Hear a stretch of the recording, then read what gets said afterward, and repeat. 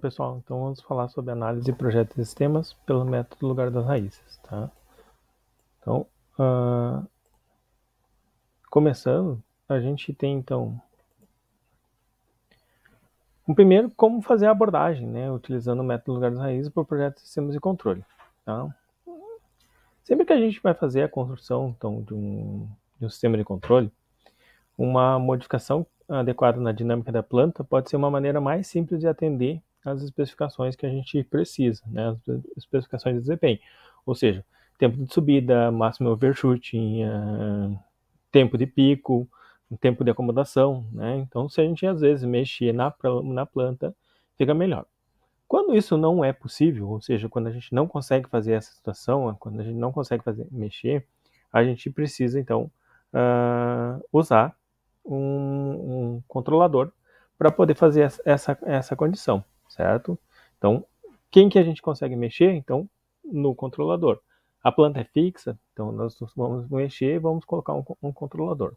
Tá? O gráfico do lugar das raízes, que a gente viu na aula passada, ele indica que o desempenho desejado não pode ser atingido, né, em alguns casos, ou pode ser atingido, ajustando simplesmente o valor do ganho. E quando isso não ocorre, então a gente precisa utilizar um compensador. Tá?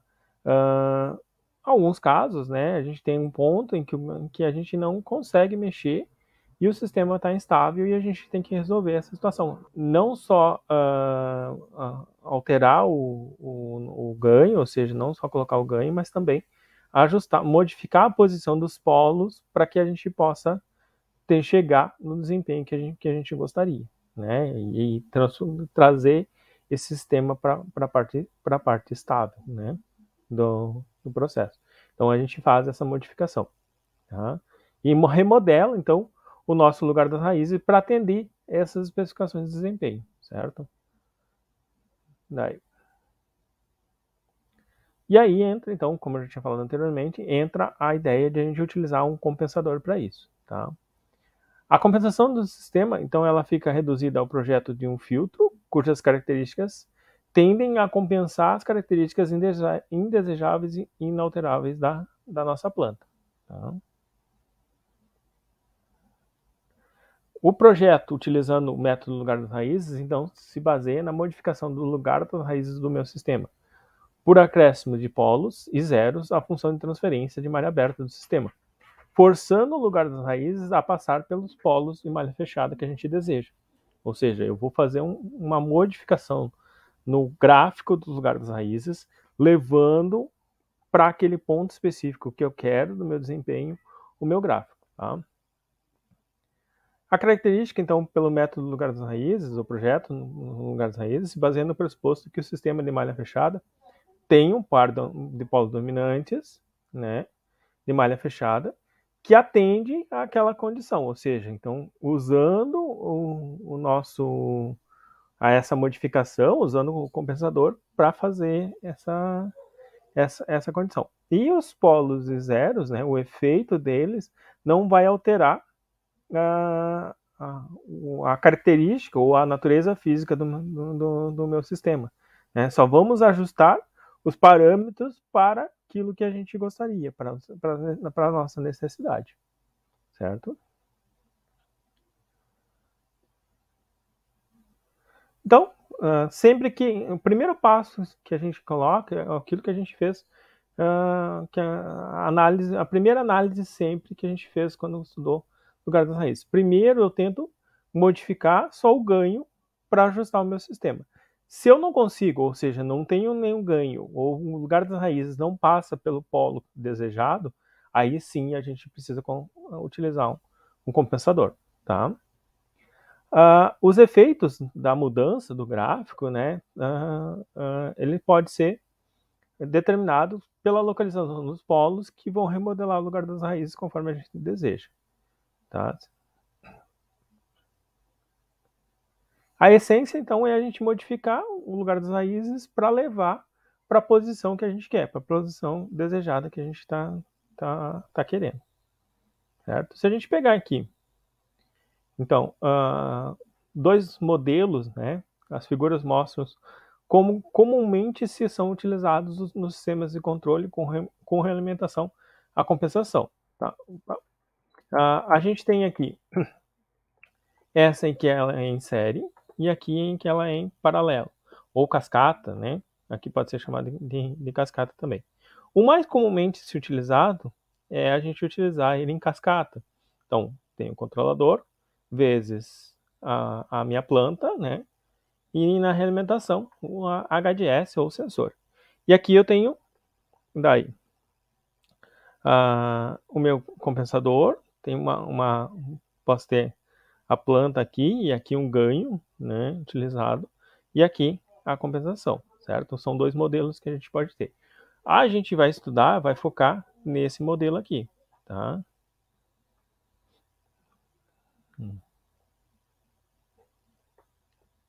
Então aqui, chamado compensação em série, como falei, é o que a gente vai focar, né? Aqui é a chamada compensação em série, é a gente retornar o sinal para cá, certo? Essa é a compensação chamada paralela ou compensação por realimentação.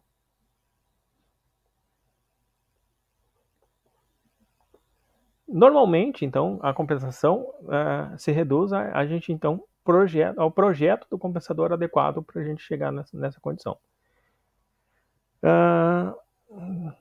A escolha entre um compensador em série ou um compensador em paralelo depende da natureza dos sinais do meu sistema, né? Do nível de potência nos vários pontos dos componentes disponíveis, da experiência do projetista, das considerações econômicas, entre outras. Geralmente, a compensação em série ela é mais simples, por isso que é uma das que vai ser utilizada, do que a compensação em paralelo. Entretanto, ela precisa de mais potência para ser adicionada, ser implementada no sistema, tá? Daí, então ela geralmente ela precisa de mais, se for em termos de sistema elétrico, precisa de mais corrente. Ela vai gastar mais energia, que a gente diz.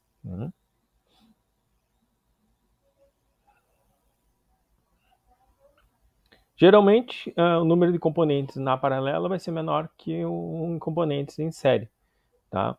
Mas o projeto em si do compensador em série é mais fácil do que o projeto compensador em paralelo.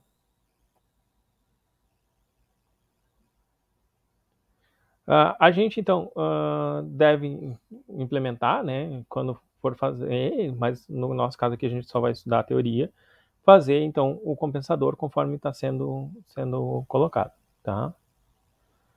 A gente tem vários dispositivos que são utilizados para fazer o compensador, né? Algumas ideias são excelentes, úteis e que são fáceis de serem encontrados na literatura. Tá? Então, vamos primeiro nas abordagens que a gente tem. Se eu pegar um sinal senoidal, tá, e aplicar a entrada de uma rede de um compensador, né, e a resposta em regime permanente, que também vai ser senoidal, tiver um avanço de fase, ou seja, tiver um deslocamento da fase, então essa rede vai ser chamada rede de avanço de fase. Tá? O valor do ângulo do avanço de fase é uma função da frequência da entrada. Se a resposta tiver um atraso, tá? Então a rede vai ser chamada de rede de atraso de fase, tá? Tanto o atraso como o avanço de fase ocorrem no sinal de saída, né? Ou seja, mas em regiões de frequências diferentes. O atraso de fase ocorre na região de baixa frequência, então vai depender daquilo que a gente tiver, e o avanço de fase ocorre na alta frequência. Então depende o processo que a gente tem, um compensador uma rede vai ser melhor que a outra, ou um efeito vai ocorrer diferente do outro, tá? Um compensador com a característica de estrutura de avanço de fase, de atraso de fase ou combinada as duas, é chamado de compensador por avanço de fase, compensador por atraso de fase ou compensador por atraso e avanço de fase, respectivamente. Então,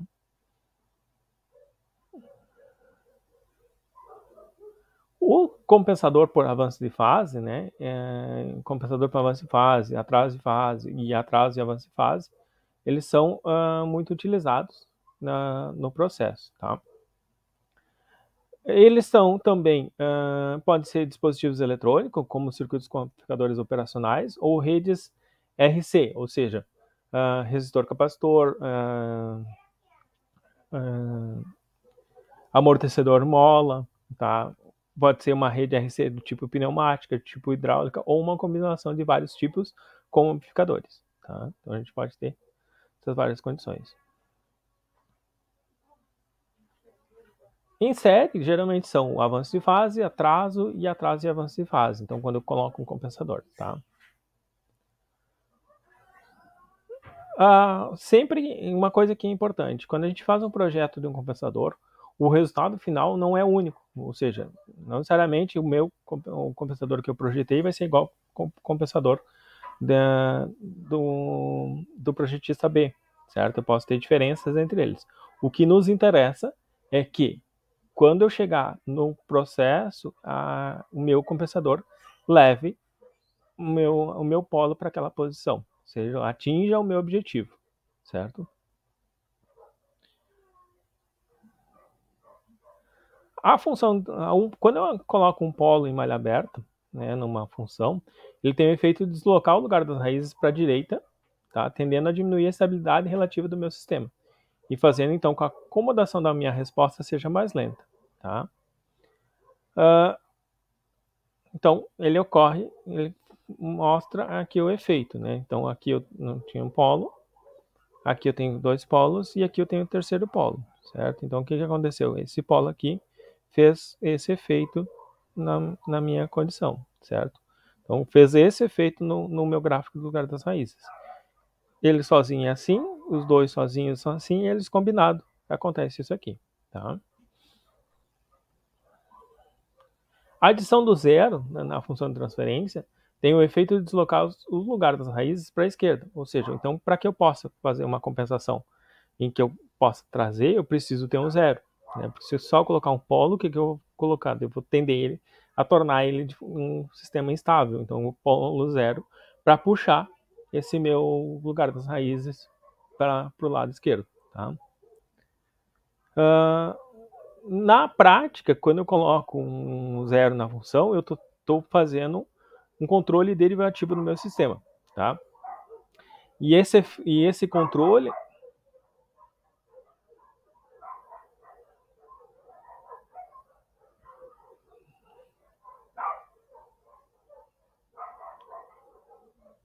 o efeito desse controle, então, é introduzir um certo grau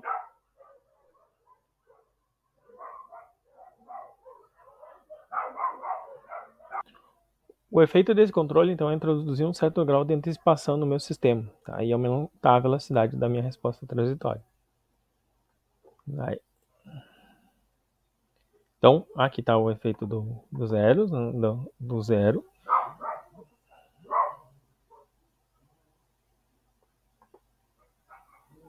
Então, aqui tem o sistema, certo? Aqui tem uma modificação e aqui eu tenho o efeito que ele faz no meu sistema, tá? Então, estou trazendo para cá, tá? Tenho essa modificação, certo? Daí.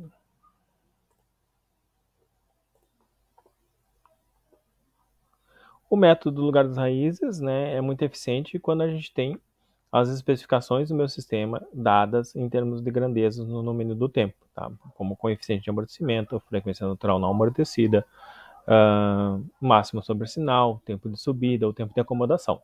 Quando eu tenho essas especificações, o método do lugar das raízes é eficiente para a gente fazer o nosso projeto. Tá? Considere o problema de um projeto, então, no qual o sistema original ele é instável para todos os valores de ganho, tá? Ou que seja estável, mas apresenta características que são indesejáveis. Tá? Então, nesse caso, o que a gente precisa? A gente precisa redesenhar as raízes, né, o lugar das raízes, na região do eixo J-ômega, né, e a origem, de modo que os polos de malha fechada dominantes tenham a localização desejada, então, pela gente no plano complexo. Tá? Então, isso pode ser resolvido, então, a gente implementando, né, um compensador de avanço de fase na função de transferência, certo? Na função de transferência do meu sistema no ramo direto. Tá? No projeto, então, de sistemas de controle, um compensador em série com a função de transferência inalterável, a gente possa, então, colocar um compensador em série com G de S, que não vai ser inalterável, para a gente ter um comportamento desejado. Qual que é o maior problema? É a gente escolher o polo e o zero do compensador, né, GC de S, onde deverão estar os polos de malha fechada dominantes no lugar desejado. Então, ele tem que levar minha G de S, né, para o lugar que a gente está. Então, a gente precisa ter uma escolha tanto do polo como do zero desse compensador para que a gente possa escolher. Então, os compensadores para fases possuem um zero, tá, cuja localização ela é, em geral, optativa. Na maioria das vezes a gente utiliza ele para anular um dos polos da malha aberta, tá? Geralmente o mais próximo do eixo do eixo J ômega, tá? E um polo mais à esquerda, mais afastado do eixo imaginário. Tá? Então, dessa forma, a posição do polo deve ser tal que faça com que o ângulo do conjunto de polos e zeros do meu sistema compensado satisfaça a condição angular do lugar das raízes, ou seja, 180 graus. Tá? Então, se a gente pegar a figura, um compensador em avanço de fase em cascata, tá? A gente então pode anunciar como seguinte situação. Com base nas especificações de desempenho, então, determine a localização desejada dos polos dominantes, certo? Desenha o gráfico, daí verificar se o ganho atende, se não atende, calcular a deficiência de ângulo, ou seja, calcular o que eu tenho, qual que é a deficiência do ângulo para chegar naquele ponto específico, tá? Esse ângulo, então, deve ser completado pelo compensador de avanço de fase, tá? Desde que o novo lugar das raízes passe pela localização desejada dos polos de malha fechada dominantes, certo? A função de transferência do meu compensador, ela é dada por quem? Kc, que é o meu ganho do compensador, tá? Alfa vezes a constante t vezes s mais 1 dividido por alfa vezes t vezes ts mais 1. Tá? O s era para ter ficado aqui em cima. Então, na realidade, se olhando dessa condição, Kc tem que ser igual a S mais 1 sobre T, tá? Sobre S mais 1 sobre alfa T. Sendo o alfa estando entre 0 e 1. Tá? Alfa e T são determinados com base na eficiência angular, tá? E Kc é determinado a partir do requisito de ganho de malha aberta, certo? Se não forem especificadas, então a constante de erro estático, né? Então o ideal é que a gente determine a posição do zero e do compensador alfa de modo que esse compensador complete o ângulo necessário. Se não for imposto nenhum outro requisito do sistema, tente fazer com que o valor de alfa seja o maior possível. Um valor elevado de alfa geralmente resulta em um valor elevado de kV, então, que é o nosso ganho de velocidade, certo?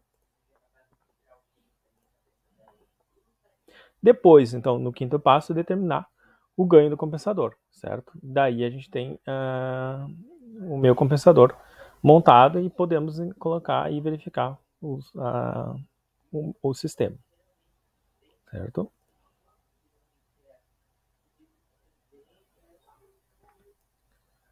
Se os polos, então, não forem realmente dominantes, a gente precisa tornar eles dominantes, ou seja, que a gente fique nessa condição, tá?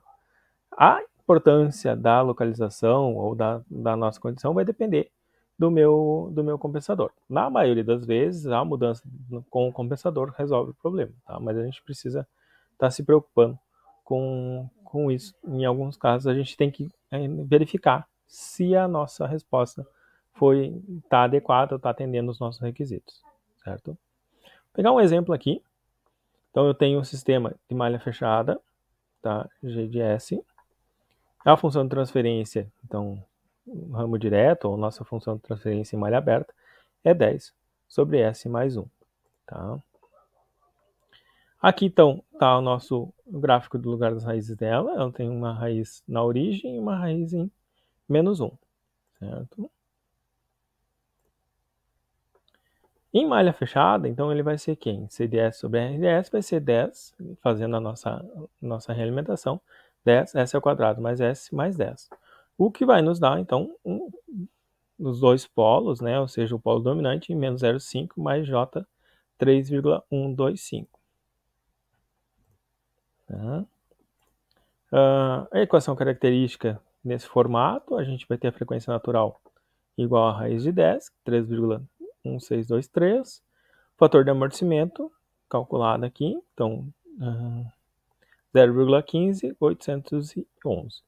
Tá? Isso nos dá, então, um sobressinal, que está em 60%, certo? Que não é agradável para esse sistema. Qual que é o objetivo? O objetivo agora, então, é a gente projetar um compensador que leve, né, ou seja, que leve os meus polos dominantes para que a gente tenha a seguinte condição: um fator de amortecimento igual a 0,5 e uma frequência natural igual a 3 radianos por segundo, certo? Então, o primeiro passo é a gente definir o polo dominante, ou seja, a localização dos polos em malha fechada que vão ser dominantes. Existem duas formas. A primeira, então, é a gente montar a equação característica, porque esse é um sistema de segunda ordem, então a gente pode fazer nesse formato, fazendo então ômega-n 3 ao quadrado igual a 9, ou 2 vezes o fator de amortecimento vezes ômega-n, para a gente encontrar então a minha a posição aqui. Então, encontrado a minha equação característica, dá para a gente fazer, aqui está mostrando, né, a gente encontrar os polos dominantes que a gente deseja. Então, menos 1,5 mais 2,5891, ou mais ou menos 2,6 arredondando, certo? E aqui está mostrando onde é que está o nosso polo dominante, certo? Outra forma é a gente fazer utilizando a posição dele mesmo, né? Eu sei que a posição do polo vai ser quem? Vai ser, no eixo imaginário, é minha ômega d, tá? E isso daí serve para qualquer outro sistema, certo? Então eu sei que aqui vai ser ômega d. E a posição no eixo real, que é sigma, é quem? É menos o meu fator de amortecimento vezes a frequência natural. Então eu já tenho esses elementos, né? Então aqui 2,6, aqui menos 1,6. Então meus polos vai ser sigma mais ou menos ômega d. Então menos 1,5 mais ou menos 2,6 i. Então essa é a posição do meu polo. Com a posição do polo conhecida, então a gente começa a fazer, jogar, então, mover o meu sistema para essa posição, ou seja, vou colocar o meu controlador aqui para que leve, em malha fechada, leve para essa posição específica que a gente está colocando. Tá? Em geral, né, a gente precisa, então, atender à condição de ângulo, certo? E o meu compensador, então, vai resolver essa deficiência do meu ângulo. Tá? Se a gente pegar, então, o ângulo no polo da origem e o polo em malha fechada, vai ser em S igual a menos 1,5 mais 2,6 é aproximadamente 120. Se eu pegar o ângulo do polo em S igual a menos 1, tá? O meu ângulo desejado vai ser a deficiência angular para levar nessa condição menos 40,9. Então, minha deficiência angular vai ser 40,9 e deve ser preenchida, então, por um compensador de avanço de fase. Tá?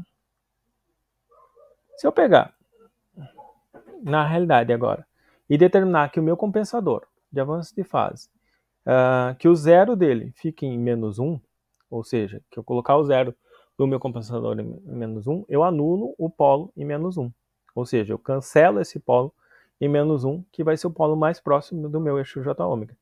E, consequentemente, com isso, eu não preciso mais me preocupar com a contribuição de ângulo dele, certo?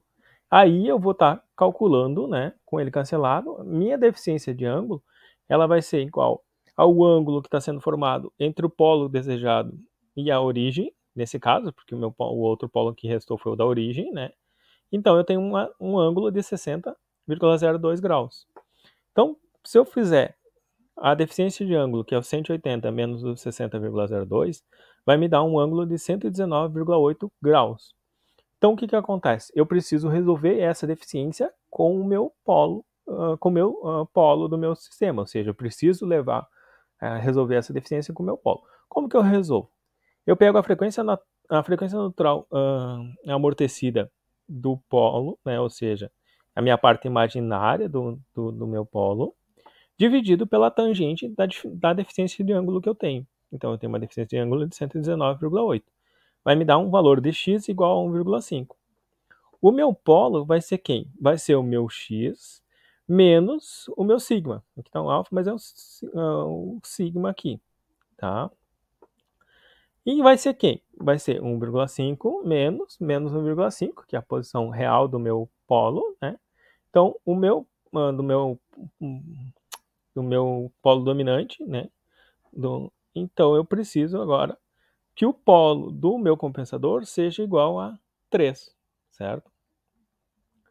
Montando, então, o meu compensador, eu vou ter, então, que o meu compensador ele vai ser ainda o ganho KC, que a gente não encontrou, S mais 1, então, porque eu estou anulando o polo em menos 1 da minha malha aberta, dividido por S mais 3, que é o polo que a gente encontrou.